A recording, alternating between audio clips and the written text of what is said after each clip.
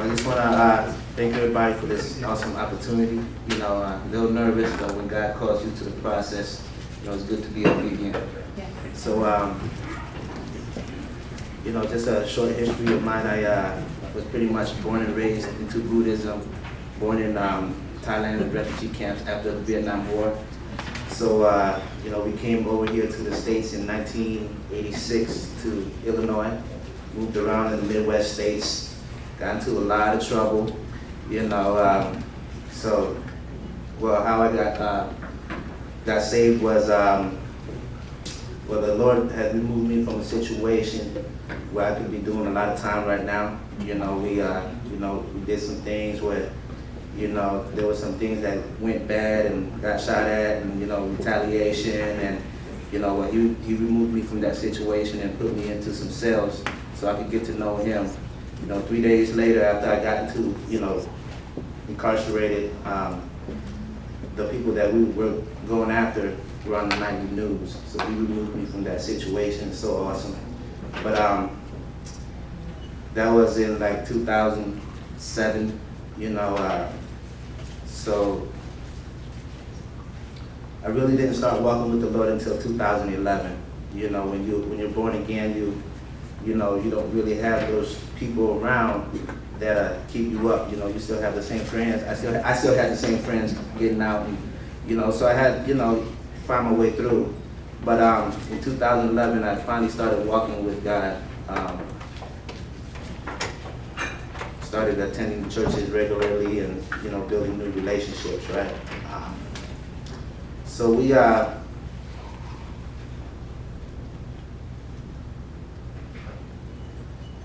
the church I was going to, I was so new. My brother-in-law, my family, they were going there, and someone, you know, just comes up to them, and, you know, a stranger, and says, "Ray," my brother-in-law says, "Ray, God is doing something big with you and your family. I don't know what it is, but it has something to do with Asia."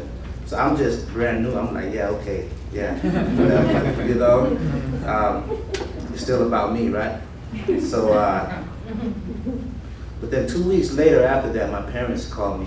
My mother calls me and says, "No, I don't know if your father had told you yet or not, but we bought some land in southern Laos, and it's for you and your sisters." So it's so awesome how, you know, just 2 weeks before that, you know, God sent someone and tells us, and that he, you know, just gave us this land. So what's been on our family's heart is we want to build a children's home on it, you know, because like the children's, the soil is fertile, and, you know, so everyone else does it, right? So ISIS, right, the recruiters, everybody else goes after the children. But so we're like, okay, well, we just trusted the Lord that he's going to be faithful and just take us through the process. We don't know what to do. You know, I've never been back. All I know America, you know, so so over the summer, I actually received a phone call out of the blue. You know, it was actually a woman that called me. Her name is Pastor Bonnie Lloyd. She's actually the global outreach pastor for Church for the Nations. She wanted to have dinner that Friday night. We had dinner. She brought 2 missionaries with her, the president of Southeast Asian Prayer Center. So we had dinner that night, and he shared with me on everything that's going on in Asia, in Cambodia. There's just great things going on in Cambodia. Guys just invading the public school systems there. They get into prayer every morning, and, you know, so they have the organization. They actually have 13 orphanages, children's home in Cambodia, and they do some work in Laos.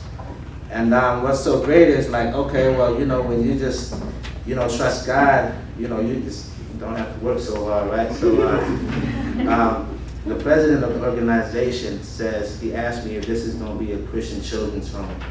I said, of course. If it isn't, then, you know, if you're not sharing salvation and sharing the gospel, then it's a Band-Aid. So he said, well, we'll help you with all of your resources. Wow. So yeah, leverage, right? Yeah. You know,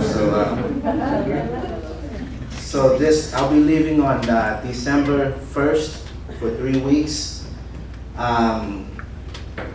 We'll be flying into Thailand, meeting up with the pastors, and then crossing over into Laos, and I'll be pretty much serving the pastors you know, just being their hands and feet and just serving them at a 5-day pastoral conference. I'm not sure if it's an underground one or not, because I know in Laos they're still persecuting Christians.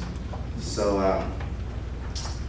and then they're gonna assign us, because we're going with, I'll be going with another person. I call him Barnabas, Paul, right? But we'll be going together, and they're gonna assign us a local pastor that's gonna take us down to the land in southern Laos, so we can just go pray on the land. So this time it'll be more of like a preliminary, but it's so awesome. You know, God is so faithful. You know, you know, at first I was just, you know, like, God, if I just give you everything, you know, just lay down everything and just give you everything, you know, to save the family, because my family mainly are still into Buddhism and still practices it. You know, so I've been sharing with my father that I'll be going back to Asia, and he's kind of scared for me to go, you know, because we carry the same last name. We finally had a heart-to-heart conversation. You know, growing up, he, you know, wasn't always one of those, I thought, cool fathers that go fishing and hunt and do all those things. He's always like doing fundraising to send kids and pay their books off to college and everything, which is awesome.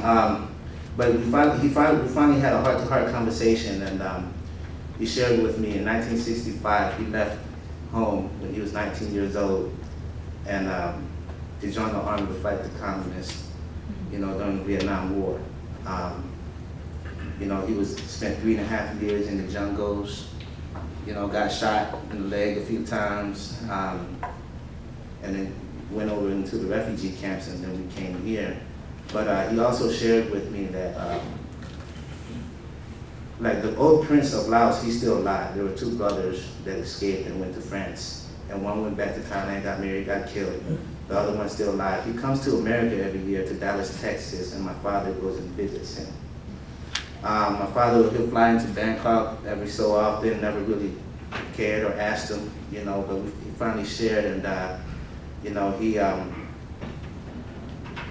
when he goes into Bangkok, some of the government officials in Laos, east side of Laos, to come see him. So he's still active, you know, and I asked him, so why are you doing all these things for? Well, he said, no, it's for freedom. You know, for freedom of speech, freedom to believe in what you want to believe in, you know, and I was like, wow, you know, so he used to laugh at me, but then I got a chance to minister to him. I said, Dad, you know, wherever the presence of the Lord is, the Spirit of God is, there's freedom. You know, and God will open up doors that no man can shut, and close doors that no man can open. You know, and this door that you've been fighting for over half a century, you know, for over 50 years, and you're still fighting. The war is over, and you're still fighting for freedom. That door that you've been searching for, and that door you've been looking for, is through Jesus. It's through the church. This door is wide open for you. All you gotta do is just walk through it. Mm-hmm. You know, so you know, they've been fighting for, you know, with an army of men for over half a century. But you know, just imagine the accomplishments if you fight with, you know, an army of God's people. You know, the ones that will put on the full armor of God. You know, the ones that will pray and intercede, the ones that will fund, and the ones that will go. Mm-hmm.